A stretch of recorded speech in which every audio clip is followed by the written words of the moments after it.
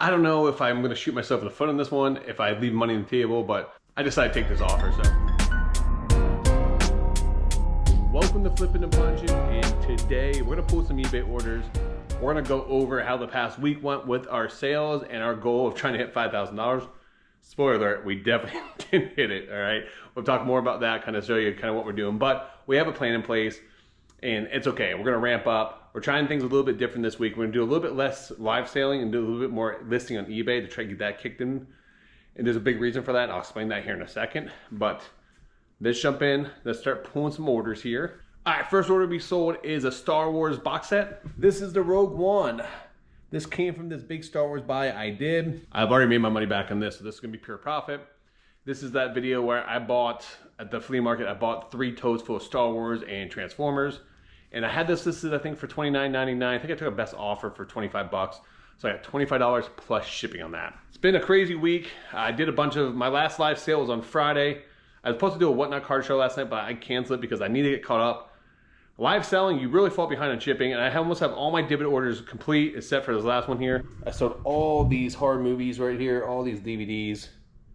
So, sold all those. Trying to downsize a lot of stuff in my current life, and my garage and other stuff, and I am a type of person that saves stuff, so if I haven't looked at it, if I haven't used it in like a year or more, I'm just gonna get rid of it.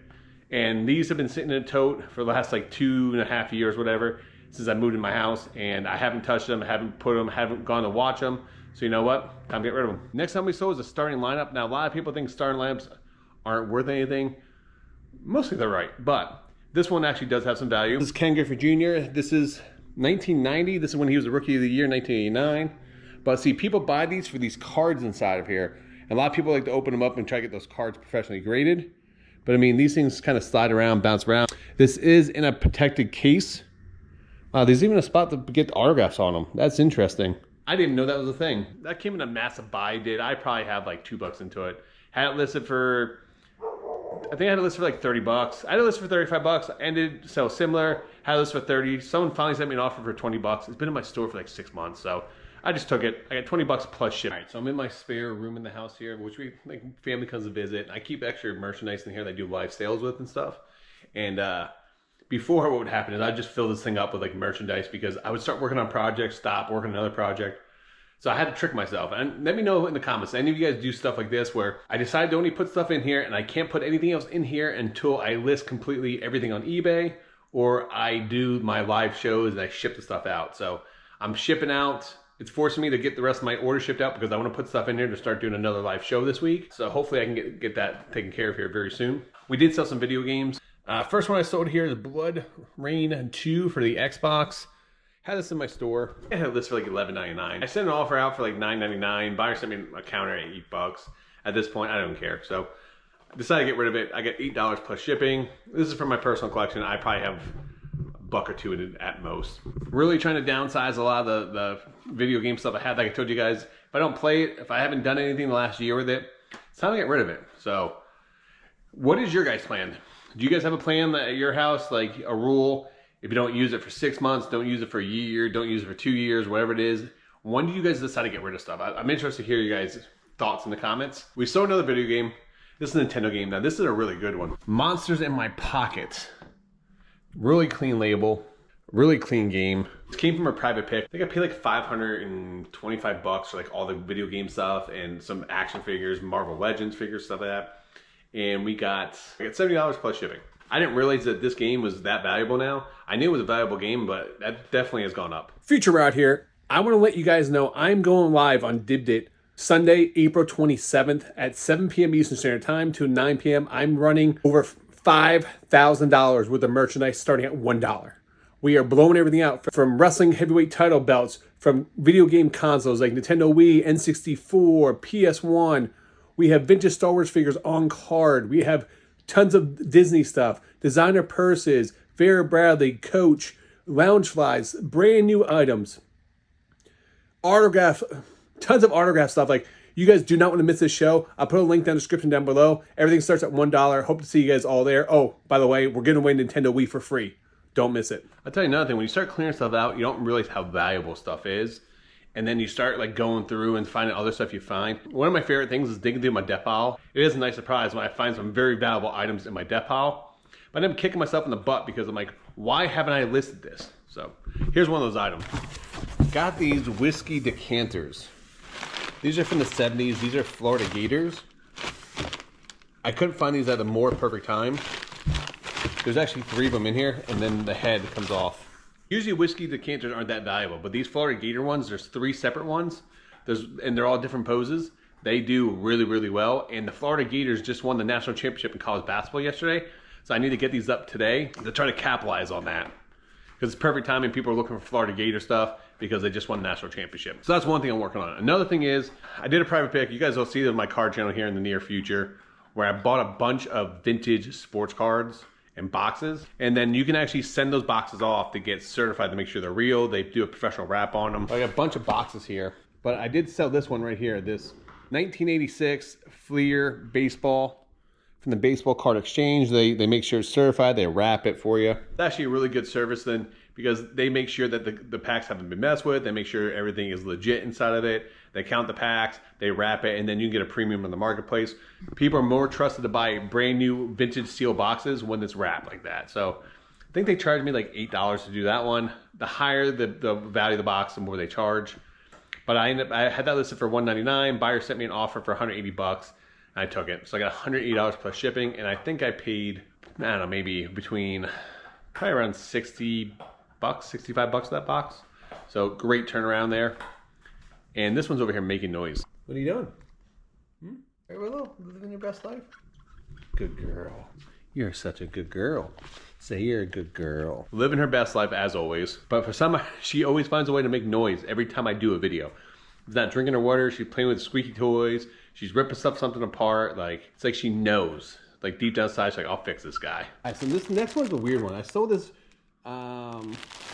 Eddie Bauer quarter zipper like sweatshirt. The reason why I said weird, I had it listed for $24.99. Buyer sent me an offer for 10 bucks, but the buyer included a messenger that said $16.80 something for shipping is ridiculously high.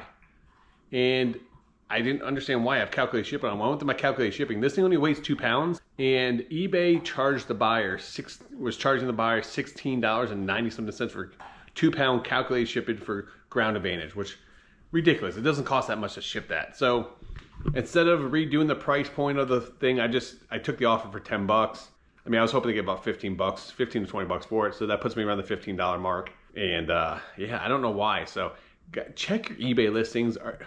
Is your shipping ridiculously high on some of these? Like eBay's calculated shipping gets crazy sometimes. I don't know what their problem is or why the system does that, but it doesn't make sense to me. All right, this next piece is awesome. And I don't know if I'm gonna shoot myself in the foot on this one, if I leave money on the table, but I decided to take this offer. So here, let me show you what I'm talking about. This is a Disney pin, all right? This is from Shanghai Disney Resort. This is the Tron Power Cycle. This is from opening day. These are limited to 300 of these, okay? You can only get this over in China. One of the people that bought the collection for one of the family members worked for Disney and was part of the opening for Tron over there, and ended up getting a bunch of pins and get some merchandise, send it back to the parents, and eventually the parents end up selling it off to me. But so there's no other ones on eBay.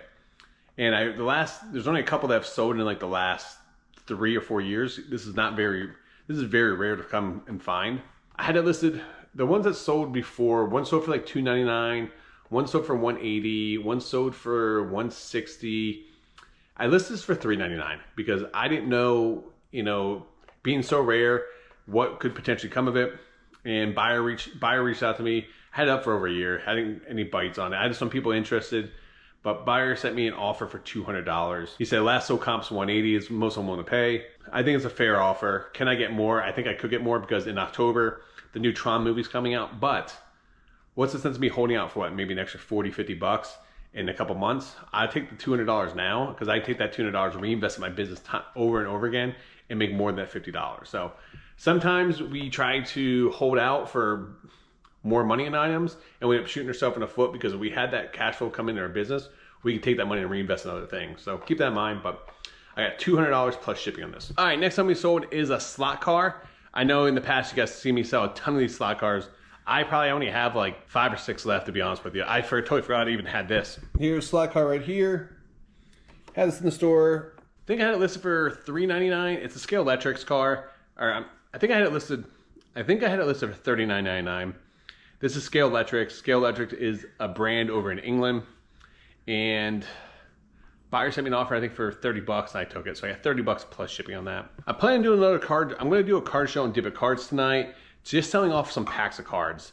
Want to try to move some of these packs I have, trying to recoup some of the money that I spent to invest in these originally. Oh, Blue's outside still. Hi, baby. Say hi. Who took Mom's shoe? Why is Mom's shoe over there? Which one of you girls stole Mom's shoes? Was it you? Sometimes you steal shoes and other things. I love them, but they're paying my butt. Anyway, I was talking about I'm going to do a card show on Debit Cards tonight, sell some packs of cards. And there she is, drinking water. It's actually not Willow for once, it's Blue. Excuse you? You know I'm trying to work here? I'm trying to work. Trying to work. I guess I'll talk about Debit Cards later since it won't allow me to talk about it. But anyway, I'm going to give you guys a bolo. This is something to look out for. I just sold this and I picked these up. I actually didn't realize they were that valuable. And I just had them sit in my storage, and I almost put them in my horror movie show that I did on Friday on Dibit. I'm glad I looked these up. I just had a gut feeling because I sold the first one that did really well. It's a Stephen King book. This is Stephen King. This is part of the Dark Tower series. If you guys aren't familiar with this, they have a whole book series of 5 books. I listed that book a day and a half ago, and it sold at full price for $119 plus shipping.